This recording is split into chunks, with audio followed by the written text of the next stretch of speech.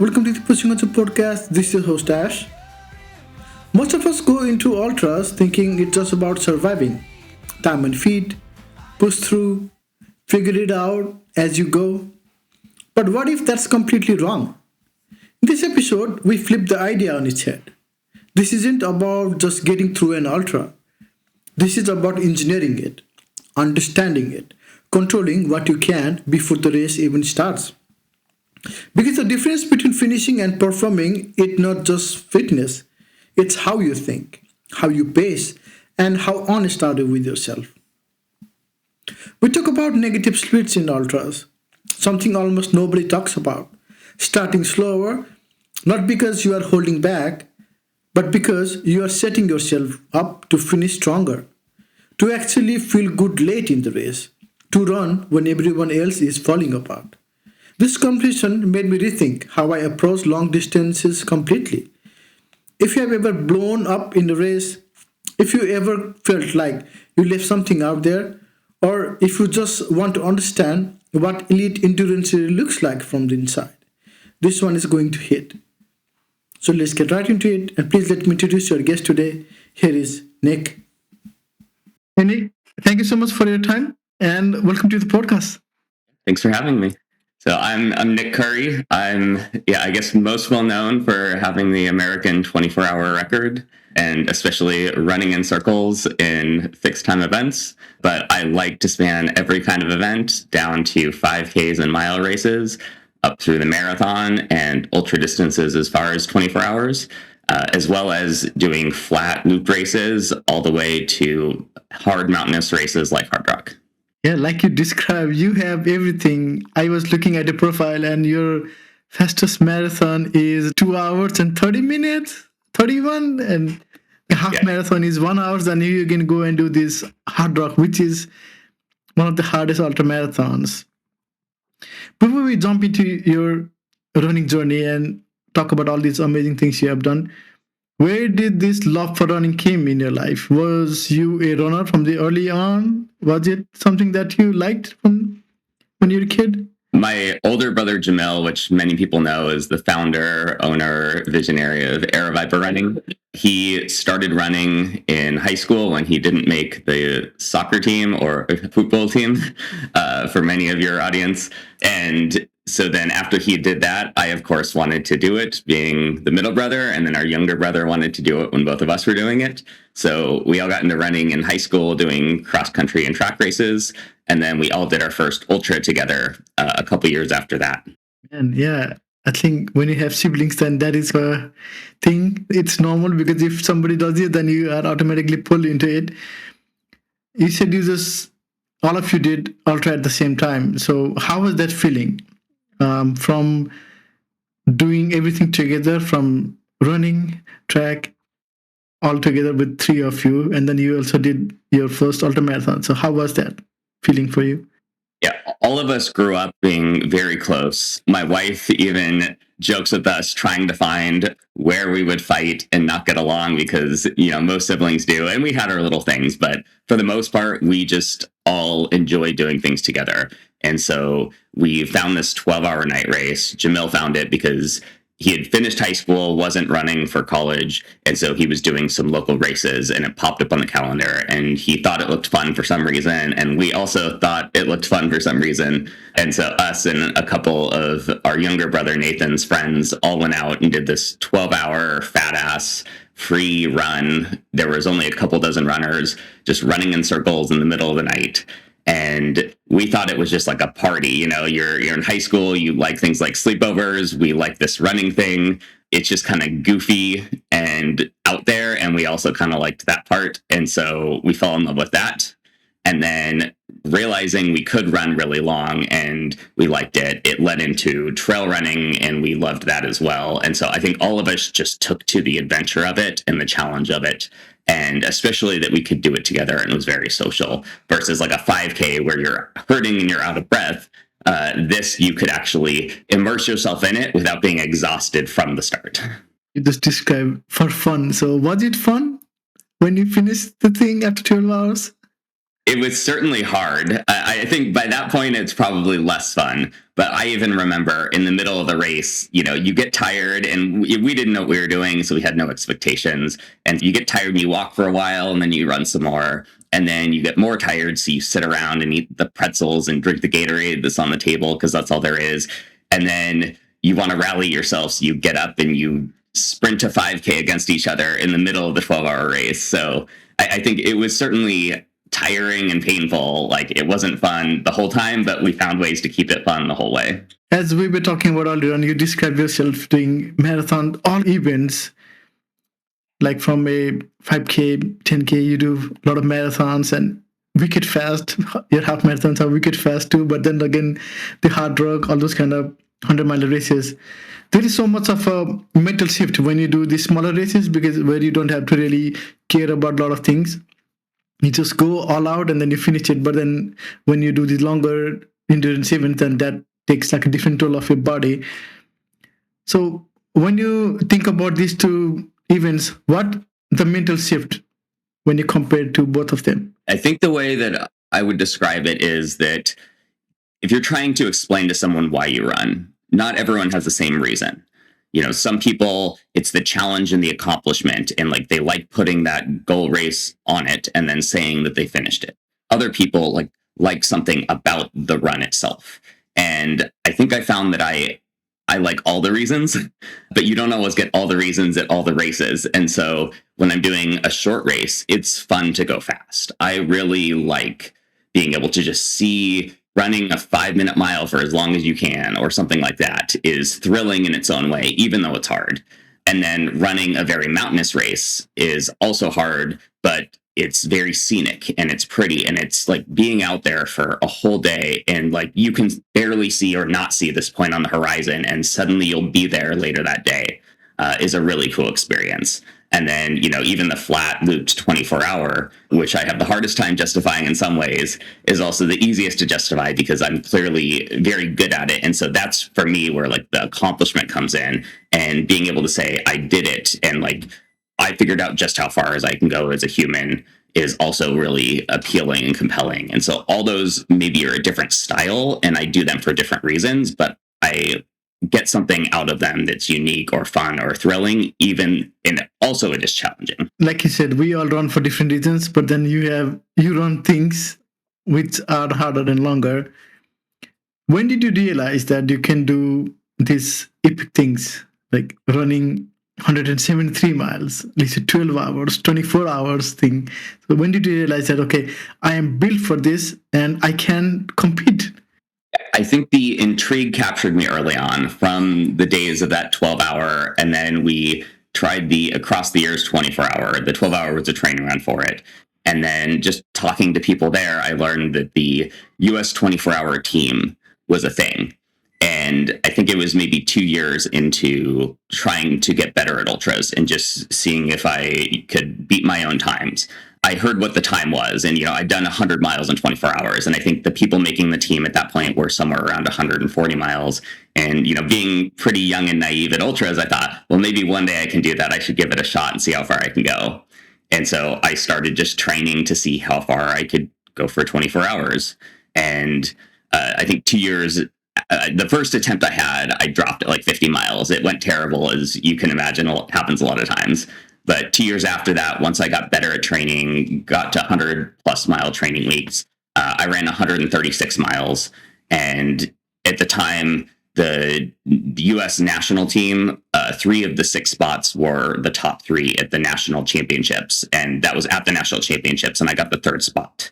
And so I just barely snuck on. But I made the team pretty quick. And I think that fueled, like, this is a really cool thing. In running, it's often a solo sport, but being on a team, I know from high school, and not only are you on a team, but you get to represent your country.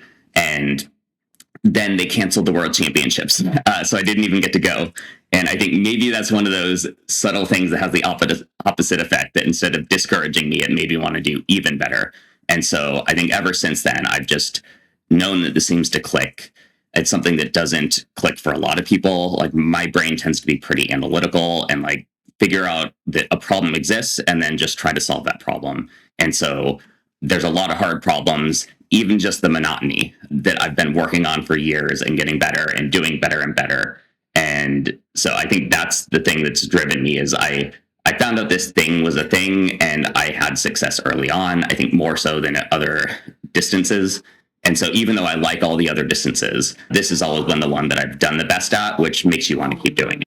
Definitely. And you just touched up on it. You said the data and analytics. So for a lot of us, data are just like interesting when you look at it. Oh, look, our heart rate is like this. Our cadence is wrong. Our things are wrong. Something like this. We look at it.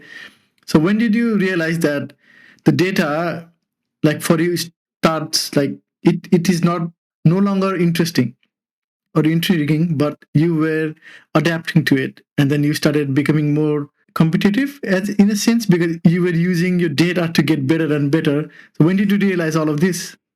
I want to say it just happened naturally, or maybe I didn't realize that it was happening. And I've even thought a lot about this. Sometimes I see comments either talking with me or just other people talking, not involving me at all, around how they don't want to. I think it was even some guests on your podcast that I was listening to, that you don't want to get too in your head. You don't want to overanalyze things. And you might think that I am the most in my head and the most analytical about this, claiming that I'm analytical. And it kind of did start that way. A lot of times for 24 hours, they're really difficult to stay focused the whole time. I would start breaking down races into smaller and smaller pieces, where one of my strategies for one of my better races, I didn't think longer than 15 minutes at a time. Like the rest of the race didn't exist. All I had to do is make it 15 minutes, because if you could break it down to that, then you could make it through the whole thing. And for a while, that kind of overanalysis did help me do better, stay more focused, figure out the details, get past a lot of the difficulties I had early on, just randomly trying to race as far as I could. But as I've gotten even better, it's really flipped the other way. And the more I did all the work up front to figure out how to run a good race, get the details, what I found is way more successful for me is turning all this into muscle memory and intuition, where because I did all the work and I know how to run a successful race, I know how to keep on top of my calories, I know how to troubleshoot things, I know how to prevent problems during the race months before in preparation, so that they just never go wrong. A lot of times I describe that, the beginner ultra runner hopes things goes right. The advanced ultra runner knows things are going to go wrong and is prepped for them. And I've hit the level beyond that, where I engineer things to go right, where I've done so many and I know how to make things have such a low chance to go wrong that I'm just likely to have most of them go correct by design. That sounds like it would be super analytical, and it's actually the opposite when I'm out there racing, which is all of that fades away and I don't have to think about any of it because it's just automatic at that point. And then I find myself actually enjoying it way more than I ever used to, and hitting some kind of Zen state where I'm just out there running. When you get on a training run and everything feels good and you don't need music, you don't even need people around, because you're just enjoying the motion of running and you're enjoying being out there. And there's something, I think, primal about that. That's more and more where I hit now. And so I don't even think about a lot of those details. And I obviously think about them in that I continue to do the things during a race that you need to do to have a successful race, but it stops being a chore and it stops being at the front of my mind. And I think that's one of the things that's allowed me to start really enjoying a 24-hour rather than like just forcing myself through it. When you talked about that, it reminds me of my ultras is when we said new beginners train for things that we just hopes things works out. So you just kind of hit the nail on that one. Yeah, it's kind of that. What you said just kind of made me realize that you are so right, that we should be able to predict that, okay, this might happen, and then at least try to figure it out or try at least work on those things. That is a very useful tip. I'm going to remember this. So yeah, thank you for that. And as we're talking about your run, so like half marathon, it's 110, and then your road marathon is 231, and then your ultras are wicked fast either. So how do you carry that speed from your marathons into your ultra marathon?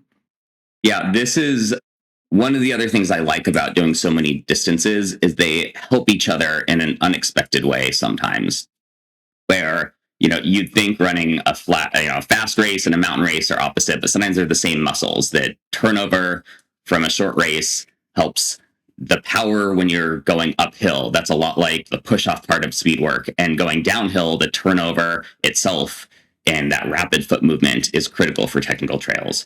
And so, like, I find that they complement each other, but they oftentimes need to be focused on separately. Like, you can sometimes fit them in the same training cycle. And a lot of times I find that if I especially do something shorter, faster during one buildup and then go to ultras, what it really does is it makes the ultra miles a lot easier. And I think it helps your efficiency. Like, for example, I remember a 24-hour that I trained for, mostly just doing race pace, which at the time was like 9 to 9:30 per mile. And so I just did all my miles at that. I was doing 100, 120, 140 mile weeks. And I got to the race and I remember thinking, this feels normal. This feels comfortable. Great. I can sustain this all day. But then the next cycle, I focused a lot more on speed. And I did more like 5K to marathon type training. And when I got to the race, I remember feeling 9-minute pace. It's not that 9-minute pace is comfortable. It's that 8-minute pace is easy. And so it just gives you a lot more low end efficiency and lowers your heart rate, makes like much faster paces easy. Therefore, the slower paces are even more easy. And so I think that can help, and being faster in general increases fitness. Like, just you wouldn't train for a marathon by just running a slow pace. You want to give yourself a variety of stimulus. And so I do think that's still helpful at ultras. The only risk of it is you can't just do that. If you just train for 5Ks and you try to do an ultra, you're also going to do terrible. So you need some of that stimulus, but then you also need the appropriate pace. And even that, like, something I've seen as a failure mode for a lot of runners is they don't actually think about the biomechanical efficiency at the pace they're trying to race at. I had a friend who I think had broken 24 hours in a 100-mile, which is often a big accomplishment. And he was trying to figure out what to go after next. And so he's thinking, well, like, my fitness at shorter distances would say, I should be able to do 22 hours or maybe even 20 hours. But he had tried multiple times and had not been able to do it. And I asked him, I said, well, do you know what the average pace is for a 22-hour 100-mile? And we did the math, and it's 13-minute miles. And I said, do you do any training at 13-minute miles? And he says, I couldn't run a mile that slow. I said, that might actually be your problem, is you are so uncomfortable and like inefficient at that slow pace. You're going to inevitably go way too fast early in a race and cause other problems. And that's why you're just walking at the end, is you've probably done too much too fast, but you don't have any better options. Like, you can't go slow enough unless you do a run walk strategy, which is usually the best alternative there. But a lot of times that's the other thing, is you need to see both of those sides. You can get better by going faster for some of your miles, but also sometimes better by going slower at the miles that you need to be comfortable at that pace. I think that was one of the things I noticed was I did not focus on speed on my ultra training block, and everything was time and feet, time and feet, and time and feet, and that's what I noticed. And I knew that was happening, but it was my first ultra, and I was like, okay, I just need to focus to finish this. Maybe I can work on the next one and try to figure it out. So I think that is a very good advice. And I registered for a 100-miler next year. So that is going to be one of the strategies, to at least get some sort of speed that I was doing for marathon and try to get it incorporated, but then also work on the time on feet, slow distances, which was super fun, because being a marathoner, like, walking was like so weird when I started doing ultras. But then the more I did it, I stopped looking at my watch, and that was so peaceful for me, was not to worry about what pace I was going and just enjoy walking the hills, do whatever. And I think that has been the biggest change for me. It's just no more stress about running or walking now. At least I can do it. I just walk in the even flat surfaces too. I don't care anymore. And as we were talking about earlier on, you have gone to Hard Rock 7 times. It's one of the very hard race to get in, but you have gone 7 times. What keeps you, or what pulls you to that race and finish it? Because it is one of the very tough races to do.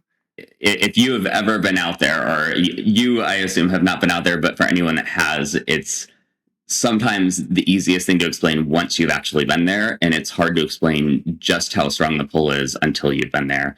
I mean, it's very similar to a race like UTMB in the Alps. Like that's kind of the US equivalent, that you get out there and you climb to the top of a peak and you have a 360-degree view of just hundreds of snow-capped peaks.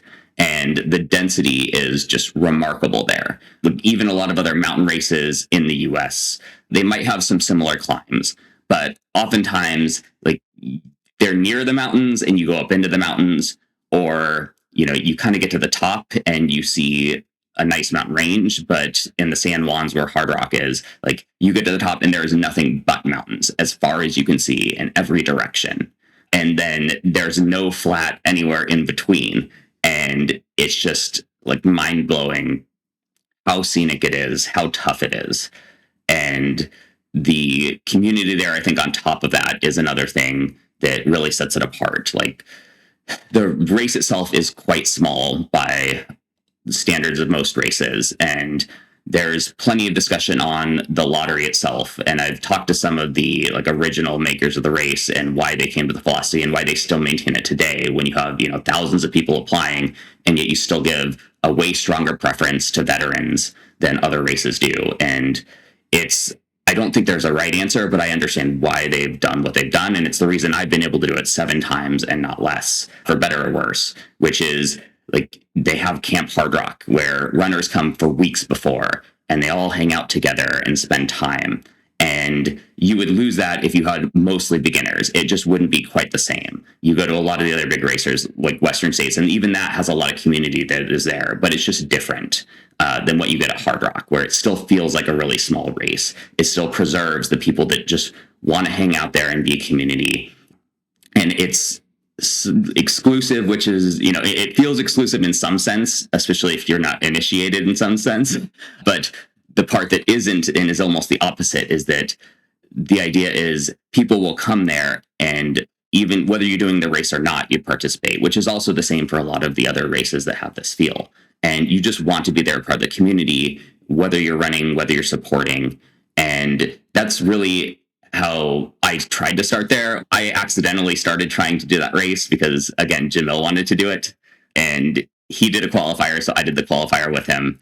And then we both could enter the race, and it was before it was quite as difficult to get in. And I got in actually that first year, the night before, off the wait list, and he didn't get into the year after. But I think we would have been, even if we hadn't gotten into that bucket of, well, we just wanted here every year.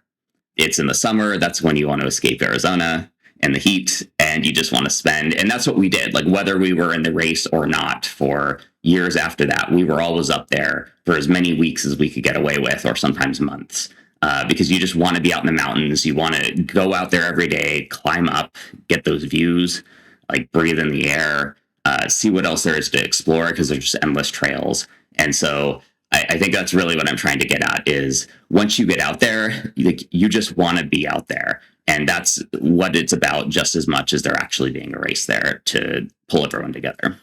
I think that is the same vibe I got from Anne as well, because she was experiencing Hard Rock race, and then she was talking about how nice the community is and how fun it was, and leading to the race, and then when everything was happening, how cool the race director was with everything going on. So I think it kind of reminded me of the conversation with her. Are you going to go back again? How long are you going to do it? As long as you can? Probably, yes. I did put in again this year. I don't put in every year. There are times when I say, when given the choice between doing Hard Rock again and doing some other race that I've never done, it always sounds nice to be out there in the San Juans. And so I usually put into the lottery, and just, if the chances say I got picked, then I'll go do it. And if they say I don't, then I'll do something else and still be out there during the race. But I've gotten lucky enough to get picked quite a few times, probably because, I started applying in 2008. So I've been doing it for quite a long time. So most years I end up putting in, and whether I'm in racing shape and want to see how fast I can go, or plenty of years I'm not. And that itself is kind of nice, in the sense of I don't have pressure. I don't feel like I have to race. I can just be out there enjoying it. I like both experiences, and I've done both. And you just said if you're not running, you're going to do something else. So are there any races that intrigue you when you look at it and you're like, oh, wow, that looks so fun? I have hit most of the items that would have been on a bucket list, usually before they became a bucket list. Hard Rock was one of those where I didn't really understand what the race was, and then signed up with Jamil and got in and participated and said, this is a super cool race. The 24-hour, I've made the national team multiple times now. I think I would like to, I've never had a good race at the World Championships. And if it works out, I would love to do that representing my country and just run a killer time scoring for Team USA. That itself is a really cool experience. But I think also with what I've done, I don't have any more expectations. I've had a long career already. I'm appreciative that it's been this long. And more, I don't want to run myself into the ground just to hit another race. I think if a race came to mind, I also don't know if I will ever do this because I don't have a particular interest in super long ultras, but Cocodona is one that I think I would do, not because it's 200 plus miles, which I'm not especially interested in, but more because it's such an iconic local route and a lot of the trails and a lot of the places that I grew up with, that putting them all together in one run is just such a cool, compelling course. I mean, you see it, that race exploded in popularity very quickly for a good reason, which is the race itself is very cool. Definitely, I think that is one race. So I think KDS would ask me which race in US you wanted to do it, and when I was living there, I didn't know about Cocodona, so that is one for me too that I wanted to do if I can and when I can. So that is, like you said, it's so awesome. And I talked to 6 people who did it, and their experience was such of fun. And when you listen to all 6 people and they describe the races, and everybody had so much different kind of races, different times, different problems, different hallucinations, and different recovery. So it was like a fun, and that kind of, okay, I want to be involved in that too. So that is cool. You don't want to do Moab or Bigfoot? There's not a general appeal to be out there. I think multiple nights scare me a little bit. I finally figured out how to do one night without falling asleep on my feet while I'm running. I've heard the second night is the worst, even worse than 3 or 4 nights. So I don't know if I want to go down that rabbit hole because I think I would insist that I figure it out. And that sounds like an expensive experiment. It is. Races are so expensive. And when we were talking about this thing, right? So you have nailed down the 100-mile races, and you are probably one of the most consistent runners in this kind of category. And for somebody else who's looking from outside, your times are wicked fast, and every time you're running, you are running faster and faster. So what does consistency looks like behind the scenes for you? Yeah, I think the first level is just year over year. I actually realized, when was this? Like 2013. I was looking back at the years prior to that, and I recognized this pattern that I was going through where I would get all excited about doing a bunch of races. So I'd sign up for like 8 ultras that year, and usually some in between as I went. And I would do good for the first couple, and then one of them would go not quite right. I'd start to get something that looked like an injury, and then because I had a bunch more races, I just kept training through it, and then it would turn into a bad injury, and then usually blow up at a big race. And then I still had more races, and of course I'd do those. I'm not going to pull out of them. And so by the end of the year, I was just broken and barely running and had to drop down in mileage and spend a lot of time rehabbing. And then finally got past all the races, did enough to start recover, base training, getting back up. And then the next year, I was like, I'm so broken, I'm not signing up for races. And then I would have a killer next year because I had a clear schedule. I could sign up for things as I was ready for them. I had low expectations. And then that was a great year. And by the end of it, I was super fit and really excited. So then I would sign up for 6 or 8 or 10 races the next year, and the cycle would start all over. And so I had a bunch of years where I would have a great year, a terrible year, a great year, a terrible year. And once I looked at this, it became super obvious what the problem was. And so then ever since then, I've had a rule that I can't sign up for a ton of races. Like I can have like maybe one big goal race and then a short-term race. But ideally, if I can, don't even do that. Just sign up for them when I know I'm ready, when I'm only a couple weeks out. And you can't do that for everything, but you can do that for a lot of things. And ever since then, my training has been more consistent. My racing has been more consistent. And I've been able to adapt and not fall in the hole of like, once you have that race in your calendar, you really want to do it. And so I've been doing that probably the last 15 years. And I've just gotten, for the most part, better and better. There's sometimes years where life gets in the way and you can't always train as hard. Like there are things important that are not running. And so I have some of those years that were down just because I was getting married and I'm focusing on my relationship. But even when there's things like right now, I have a 5-month-old at home and I'm preparing to hopefully run a big marathon PR. And so you never know when your fitness is going to come in some senses and where you're just going to be on a roll. But usually the more consistent you are year over year, that's where I've done the best. And if things weren't going well with the baby, she's the easiest baby, and that's helping a lot. I don't have a big race schedule and racing calendar. And I think I've done better through a lot of that, even because I've had no expectations. And then when it goes well, you find yourself getting better. So I think that's the first level, is the training itself and making sure you stay healthy and make sure you can incrementally build on things, challenging yourself with races sometimes, but also like slack and capacity for life when you don't force things, because that's just as detrimental. And then the second, I think, is the racing itself. And that's where a lot of people, think about me. I've mastered negative splitting. I nail a lot of other details that people don't think about. And even that came from thinking about consistency, where it came from is, despite what you might think from my results, I am terrible with suffering. I do not do well once I hit the pain cave.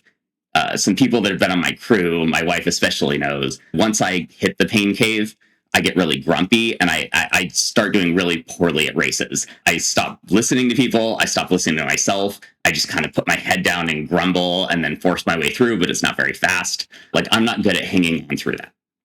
And with that, I hated that. That's not the fun part of running. Like, even talking about, well, ultras are just tough, aren't they? And that's mostly what we've experienced. And at some point I started questioning that. And I'd said, do they have to be? Like, I don't enjoy that. Why don't I try to not do that? Why don't I look at the consistency within the race, where you start out feeling great and then you start going through all these ups and downs? People talk about it all the time, but you tend to hit a lot of downs late in a race and you're already tired, and then you're going through emotional swings.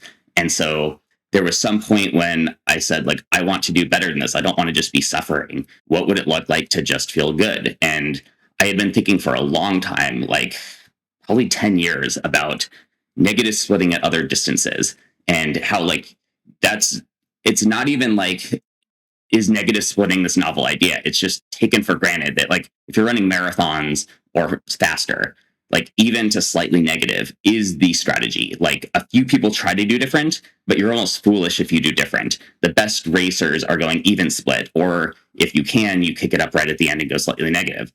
And it was confusing to me that no one's trying to do this at longer ultras. And so I just said, I am going to go deep until I figure this out. And I quickly realized one of the benefits is you get a whole lot more consistent. And when I talked about engineering a good race, this was maybe the biggest piece, is you oftentimes blow up at the end because you've been pushing so much faster at the beginning than your average pace is going to be. You can't, like, by definition, you can't sustain that because you're going out faster than you can run for that distance as a whole. And so I started doing the opposite. I said, I want to go slow enough at the beginning that I have extra capacity later on, that I can not only absorb all the variables, all the fluctuations, but I feel good enough that I can actually go faster at the end. And that itself is a lot of consistency. But then late in the race, what I didn't expect is you start getting very excited and you get new energy. And, like, you can get new energy late in a race, but you're hurting so bad, it's like a wash. But for me, I was finding myself so energized at the end that it's not that you don't have fatigue from going that far, but it was completely, like, in the background compared to you're running faster and faster, which is not that different from a marathon.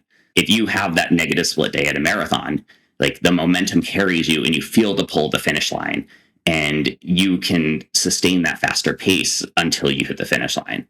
And so that itself also just really smoothed out the racing consistency wise. It helped me hit a lot more races very successfully. Like, my rate of, like, blowing up and dropping, if I used the negative slip strategy, was close to zero. Because even if you struggled a bit, like you slow down in your even split, not negative split.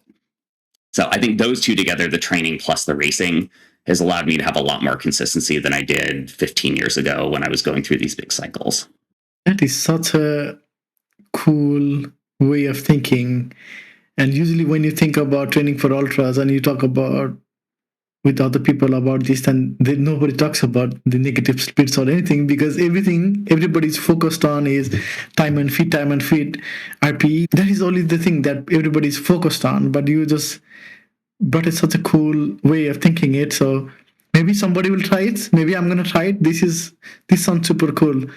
On trying to do some of the runs at this and try to make it happen. Yeah, that is super cool interpretation of how you explained everything just now. It's like, wow, I never thought of that. That is cool. I dream that it becomes a big thing. I have had a couple runners that have tried it out and had similar experiences to what I've done. So that's one of the big questions. Is this unique to me, the way I run, the way I train, the way I think about racing, or could other people do it? And I know at least it's possible for other people to do it. And they've had similar descriptions of late in the race just being so much more fun than you imagined an ultra could be, and your times not being any slower and if anything being faster. But it is a challenge, and even trying it myself, it took a lot of tries to refine it till I got actually faster than I would have been doing a positive split.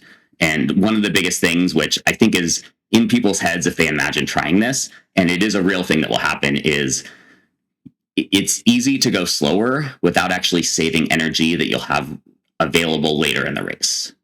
So this kind of goes back to training at the appropriate pace. Like, it's easy to force yourself to go slower, saying, well, if I'm going to negative split, I have to start slower so I can go faster later. But if you're chomping at the bit to race and you're annoyed that you have to go slow, and all you want to do is go out with that front pack, or the pack that's the people that you want to finish near or ahead of, you can waste a lot of energy and still go slow and then not have any extra energy later on. You're just as tired late in the race. And I think that's one of the reasons people could try it and then give up on it and say, well, this doesn't work, or it only works for Nick, is you actually have to really focus on what can I do early in the race such that I am the strongest 80% into the race. That was actually one of the things that I just kept repeating to myself as a mantra for years, figuring this out. And everything else that I figured out basically came from that, is how do I feel the strongest 80%? It's not that you're going faster then, but if you're going to feel the strongest and be going faster on an absolute scale, not just you. Sometimes you feel like you're going faster late in the race, but it's because you're so tired that anything feels fast. You actually have to hold the bar that you're going faster than you were going early on. And then you start asking different questions like, how do I conserve enough early on? How do I stop? Like, a lot of it to me is like more like endocrine system or like adrenaline. If you're hyping yourself up early in the race, you're running yourself out, even if it's not by legs and pace, the rest of your physiology. You're getting yourself amped. Like, you can't hold a pumping adrenaline for 15, 20, 30 hours. And so you have to keep yourself calmer and like more like you're just on a training run and cruising along. And you have to really take care of yourself using the slower pace. Like, you almost need to invest the slower pace to really take care of yourself on every level, so that you have all of that available later in the race and you're not spending it early on.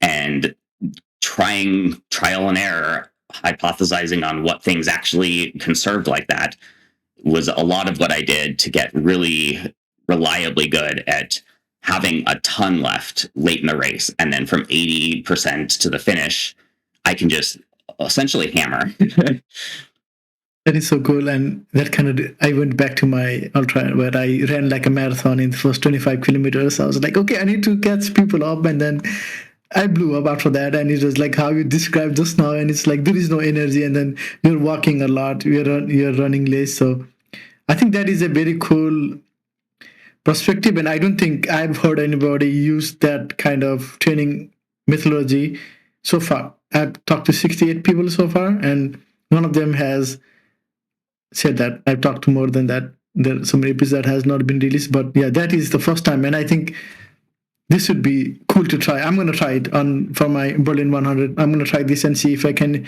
use this and see if this will work out for me. Yeah. The other big thing that helped me is doing like practicing a lot, which shouldn't sound surprising, but also isn't something that I figured out initially. It took me a couple years before it clicked that this is the thing that got me really good at it.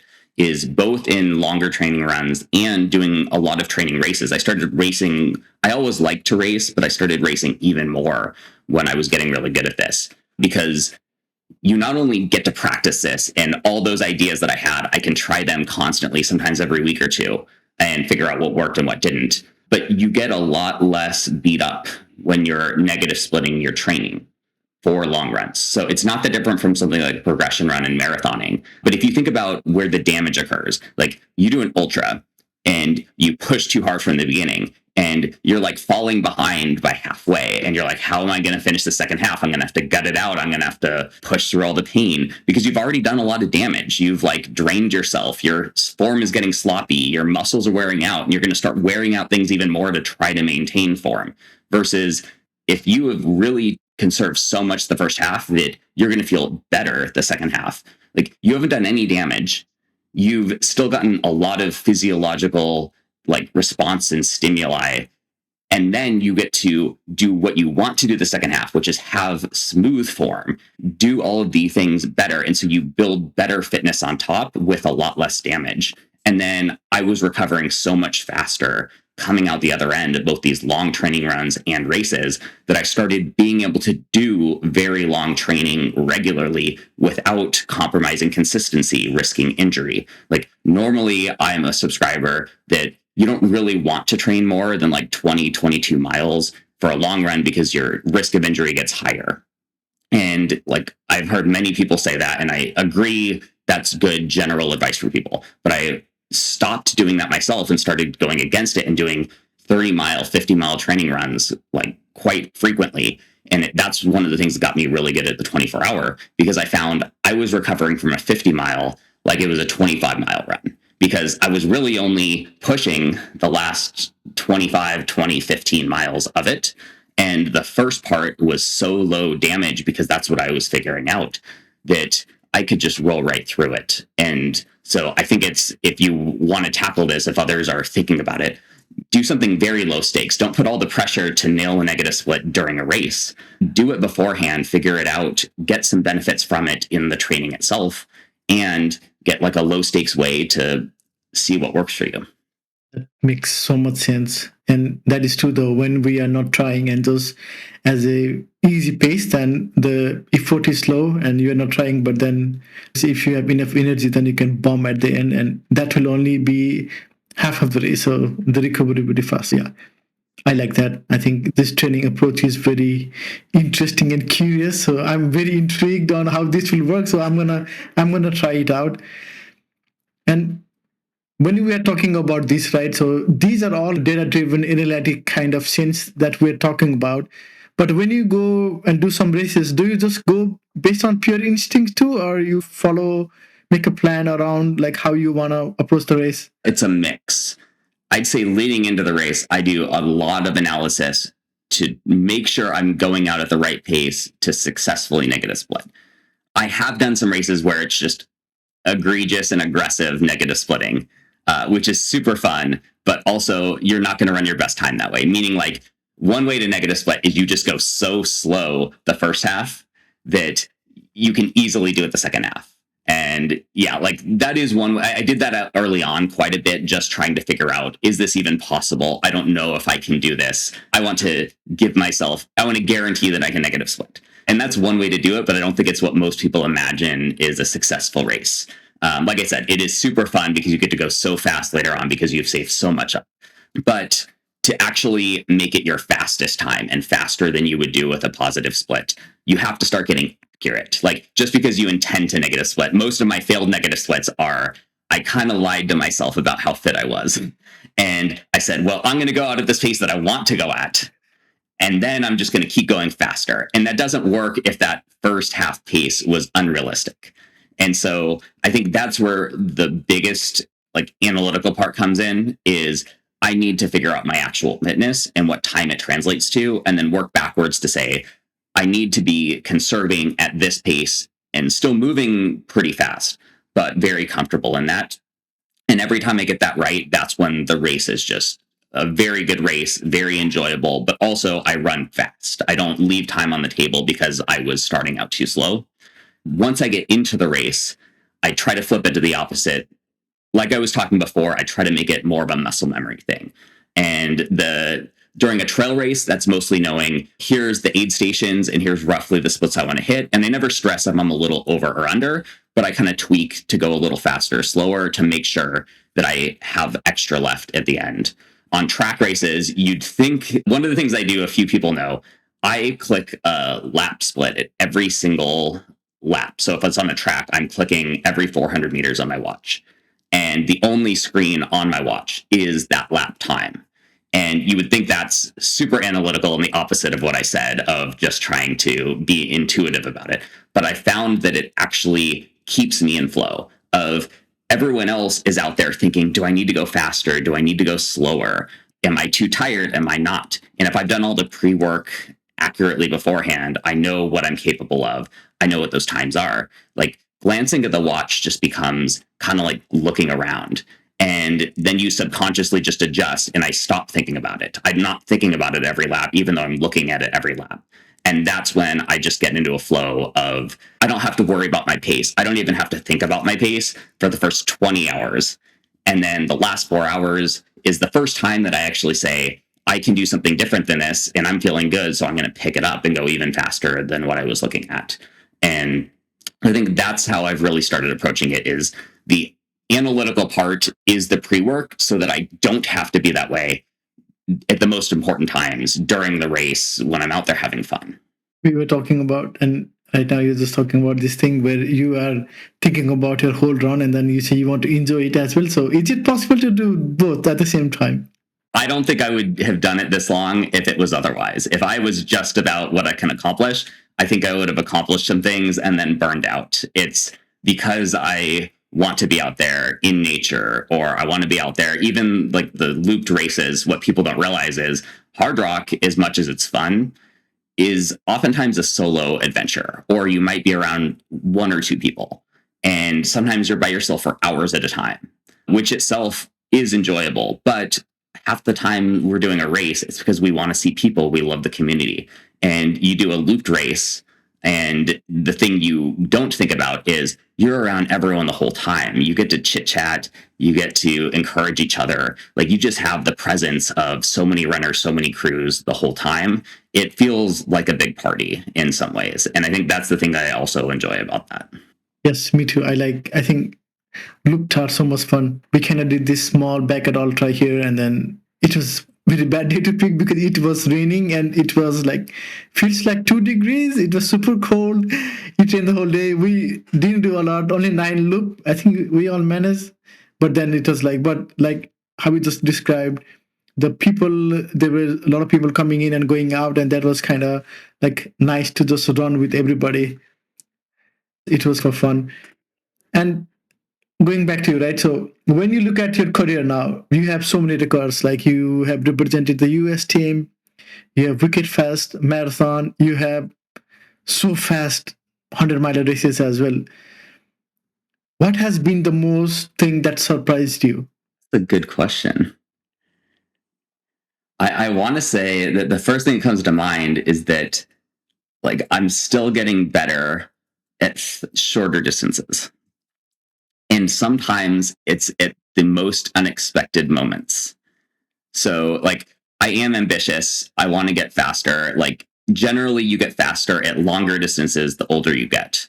But I've had multiple times when I unexpectedly just blew away my previous PRs. So like short distance, meaning 800-meter, mile, up to about half marathon. I set most of those like early on high school-ish when I was really trying to go for speed. And then in 2012, I was doing high mileage mountain training, like zero speed work.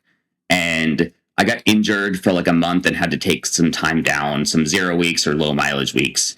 And then I came back and I did this local mile race that some friends were doing. And I unexpectedly broke my mile PR out of nowhere, no expectation, no understanding. And then I spent half the rest of that year just systematically beating all of my high school PRs off of no road, no speed training, just mountain training. And a similar thing is happening right now. Like I was ready to write off running completely once Lauren got pregnant, prepared to be supportive and not be out there running while she's dealing with morning sickness and all that. She had a very easy pregnancy, very easy birth, and our new kid has been amazing and as easy as a baby gets. Not easy, but sleeping through the night already, things like that. And so she was running through like 8.5 months of pregnancy. So I kept running. And then now we're both already back running again. And so I've been just doing a lot of road running. I set my marathon PR, the 2:31, late last year. And now I'm on track to run much faster with a marathon I'm doing in a month. And I would never have guessed that this is the point in life where I'm going to be setting, the half marathon PR was a couple weeks ago. That was like a minute and a half PR from the year before, which also was unexpected. So I wouldn't think I'd be setting road marathon PRs, at 38, when mostly I've been focusing for my career on 24 hours and 100 miles. Those are, I think the older we get, the more endurance we have, maybe. And then you have been doing this for so long. So I think that counts too. And when you talk about these races, right, you said there are not a lot of races that kind of excites you, or is there? When you hear something, you're gonna be like, oh, I want to do that. Has there been anything like that? The next challenge? There are plenty of races I can get excited about. I think the better way to say it is I've already had a very long, successful career. And the best way to put it is when I was going for the 24-hour American record attempt, at the time, that whole year, I kept thinking, like, why am I going after this? Like, nothing I've done indicates that I can make this big of leap. My furthest distance at that point was 155 miles in 24 hours, and I'm going for 173. And that's like a huge leap this late in my career, having already tried, seriously trained for years going after this with tons of attempts. Why do I think I can make this enormous leap? If I were to do this, I don't want to take it for granted. I've seen a lot of runners where you get some big record like that, and all you can think about is what's the next thing? What's the next record I can go for? How can I beat this thing? And I was very deliberate about saying, I just need to stop for a moment and appreciate that I've accomplished so much and have it be enough. That if I never accomplish another thing, that I am fully satisfied with my running career and just thankful for it. And everything after that is just bonus. And so really since then, that's kind of where I've been at, that I don't need a bucket list because I don't need to feel like I have to accomplish anything else. At the same time, like there are so many fun races. There's fun races in the mountain sense. There's fun races in the short, fast sense. There's fun races even in like the loop 24 hours, see what I can accomplish even further.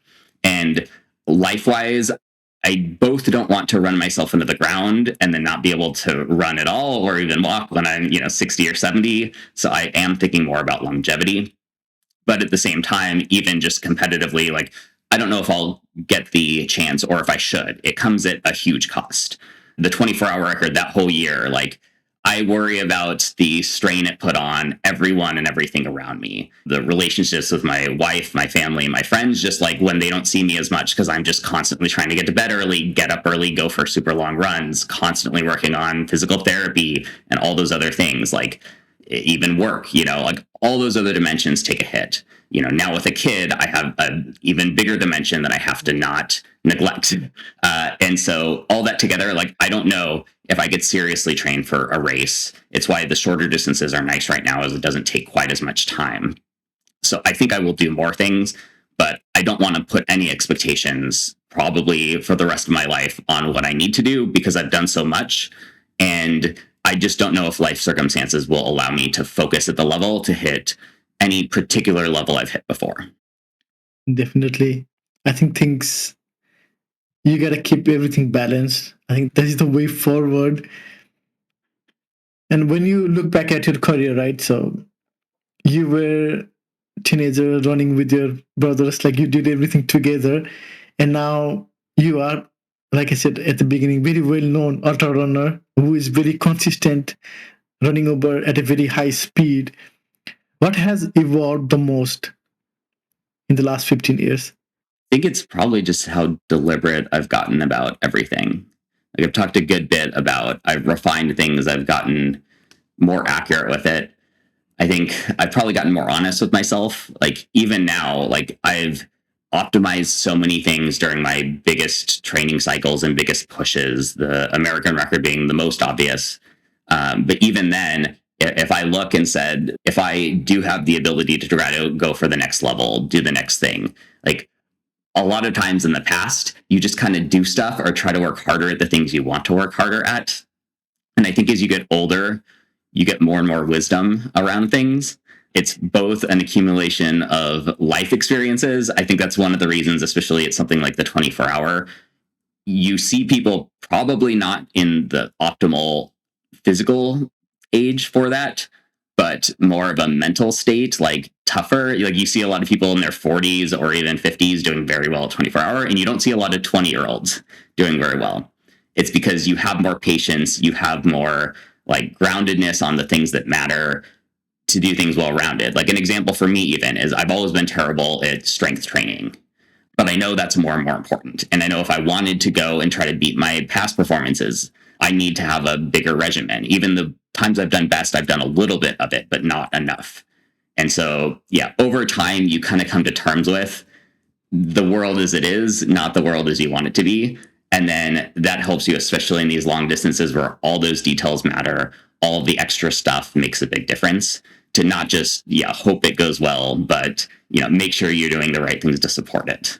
I think strength training is like Achilles heel for all of us. I think that's the one thing that we all know that we need to do it, but then it doesn't always get the priority that we should be focused on or the side to make it happen. So before we go, there are a few things left. I think this is the question I ask everybody. You may have answered it, but then also I don't know if you did.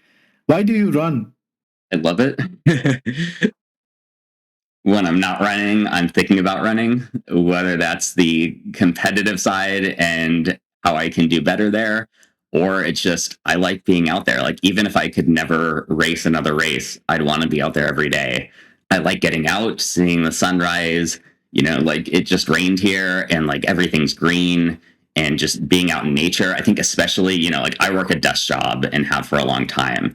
And all I want to do is not be staring at glowing rectangles all day, and to just be out there moving in this way that feels very close to nature, very close to evolution. It inspires me all the time, and I just want to do more of it. Nice. Yeah, I think we all have the same way of thinking. So the next thing is rapid fire. I'm just gonna ask you a bunch of random questions. So whatever things comes to your head. Mountain or track? Mountain Hard rock climb you secretly love. or rock climb. I'm going to give a descent. I like the descent into Telluride at midnight with a full moon, and suddenly you crest this one particular spot and the town below just looks fake. It like twinkles like it's in a snow globe. Sounds good. Favorite data matrix to obsess over. Oh, the positive or negative split ratio. Coffee order on race mornings. You say coffee order? It's black coffee. It's always black. What's tougher, heat, altitude, or sleep deprivation? Oh, sleep deprivation is the hardest. One things runner overcomplicate. Everything. Best advice you have ever received as an athlete.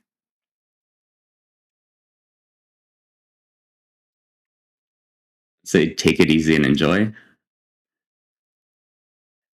So, this is the last question. I would like you to please finish this sentence for me. Running has changed my life because It's where most of the important people in my life come from. Okay.